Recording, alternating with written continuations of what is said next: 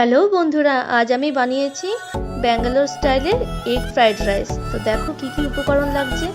নিয়েছি 4টে পেঁয়াজ, 2টো টমেটো, 4টে কাঁচা লঙ্কা, আর রয়েছে 2টো ডিম। যেহেতু এগ রাইস এর জন্য 2টো ডিম নিয়েছি। আর নিয়েছি রিফাইন তেল, সর্ষের তেল নিয়ে নিই। আর এই মশলাটা হচ্ছে ব্যাঙ্গালোরের মশলা।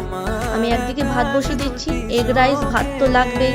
ওদিকে ভাত ফুটতে ফুটতে একদিকে আমি গ্যাস বসিয়ে দিয়েছি, গ্যাসে আমি কড়াই বসিয়েছি। আর তাতে আমি এখন কি করব, ডিমটা ফাটিয়ে নেব। একটু নুন দেব, নুন দিয়ে ডিমটাকে ফাটিয়ে নেব। ভালো করে ফাটাতে হবে, কারণ ডিমটাকে ভাজা করতে হবে। তো চলো ডিমটা ফাটিয়ে নিই ভালো করে। আমার ডিম ফাটানো হয়ে গেছে, কড়াইটাও গরম হয়েছে। তেলটা দিই, তেলটা দেওয়ার পর ততক্ষণ তেলটা একটু গরম হতে থাক। এই দেখো আমি ব্যাঙ্গালোর থেকে এই মশলাটা নিয়ে এসেছি, খুবই ভালো মশলা। এটা দিয়ে তুমি ভেজ নন ভেজ দু রকমই করতে পারবে। তো আমি এখানে নন ভেজই করলাম আজকে। এই যে মশলাটার ছবি তোমাদের দিয়ে দিলাম, তোমরা দেখো। আমার ওদিকে কড়াইতে তেল গরম হয়ে গেছে, তো আমি পেঁয়াজটা দিয়ে দিই। পেঁয়াজটা একটু ভাজা ভাজা করতে থাকি। তো আমার পেঁয়াজটা লাল লাল করে ভাজতে হবে। ভাজা হয়ে গেছে, এখন আমি পেঁয়াজটা তুলে রাখবো। তো আমি পেঁয়াজটা তুলে নিয়েছি। এবার আমি ওই কড়াইতেই একই তেলে দিয়ে দেবো ডিমটা। ডিমটা দিয়ে ভেজে নেবো আমি ডিমটাকে। আমার খুন্তির সাহায্যে ভালো করে ডিমটাকে নেড়ে চেড়ে ভেজে গুঁড়ো গুঁড়ো করে ভাজতে হবে। বেশ ছোটো ছোটো যাতে টুকরোটা হয় তেমন, হ্যাঁ পুরোপুরি টুকরো করে ভেজে নিতে হবে।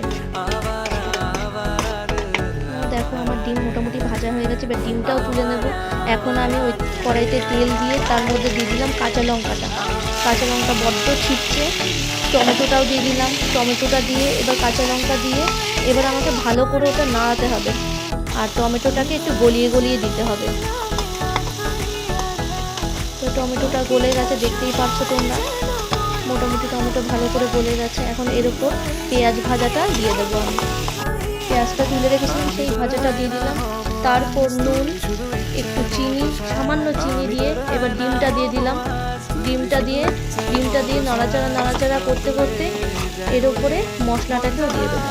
আর ওদিকে আমার ভাত হচ্ছে, দেখি কতটা হচ্ছে। মোটামুটি ভাত হয়ে গেছে, ভাত নামানোও হয়ে গেছে মোটামুটি। দেখো কতটা ঝরঝরে হয়েছে আমার ভাতটা। নামিয়ে নিলাম আমি সেই ফাঁকে। এখন আমি এর মধ্যে ভাতটা দিয়ে দেবো। ভাতটা দিয়ে মাখিয়ে নিয়ে ভালো করে মাখাতে হবে। এটাকে বড় খুন্তির সাহায্যে ভালো করে মাখিয়ে নিয়ে মোটামুটি রেডি হয়ে গেছে। আর 2 মিনিট গেলেই রেডি। দেখো আমার পুরো রেডি হয়ে গেছে। এখন আমি সার্ভ করে দেবো। দেখো বলো তো কেমন হয়েছে। Tata, good night.